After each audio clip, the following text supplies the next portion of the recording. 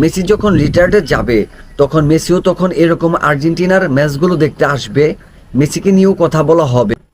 Argentina support করা আমার এক পিচ্ছি কাজিন সেদিন আর্জেন্টিনার ম্যাচ চলাকালীন সময়ে আমাকে বলল যে, ভাইয়া, ব্রাজিলের ম্যাচ চলাকালীন সময়ে ব্রাজিলের অনেক প্রিভিয়াস প্লেয়ার মানে রিটায়ার্ড করা প্লেয়ার দেখি খেলা দেখতে আসে, এবং তারা আসলেই দেখি ক্যামেরা বারবার তাদেরকে ফোকাস করে, তাদের দিকে দেখায় এবং কমেন্টররা তাদেরকে নিয়ে বিভিন্ন ধরনের কথাবার্তা বলে।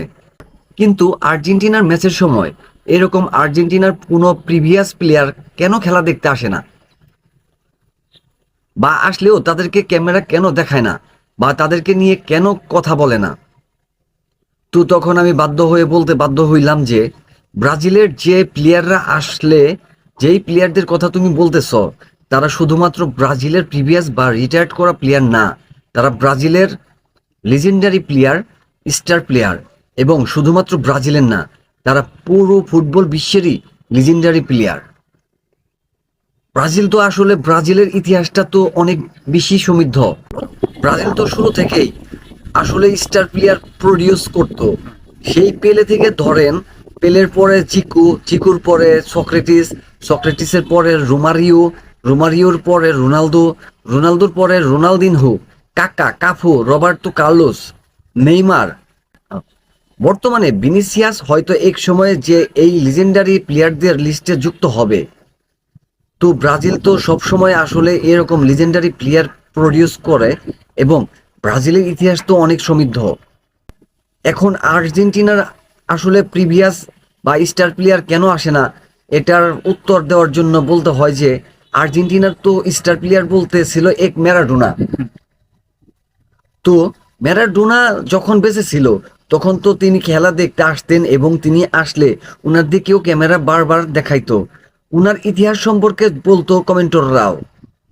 বাট ম্যারাডোনা যেহেতু এখন আর বেঁচে নাই, সো আর্জেন্টিনার আসলে স্টার প্লেয়ার বলতে আর কেউ বাকি নাই যারা আসলে খেলা দেখতে আসবে আর তাদেরকে বারবার এভাবে দেখাবে, বা যাদেরকে নিয়ে চর্চা হবে।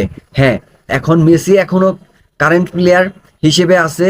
মেসি যখন রিটায়ার্ডে যাবে তখন মেসিও তখন এরকম আর্জেন্টিনার ম্যাচগুলো দেখতে আসবে, মেসিকে নিয়েও কথা বলা হবে, মেসিকে নিয়েও এভাবে বারবার ক্যামেরা ফোকাস করে জুম করে মেসিকে দেখাবে।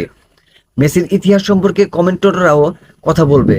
এখন মানে আর্জেন্টিনার ইতিহাসটা না খুব সংক্ষিপ্ত, মানে ম্যারাডোনা, মেসি শেষ, কিন্তু ব্রাজিলের ইতিহাস তো অনেক বেশি সমৃদ্ধ।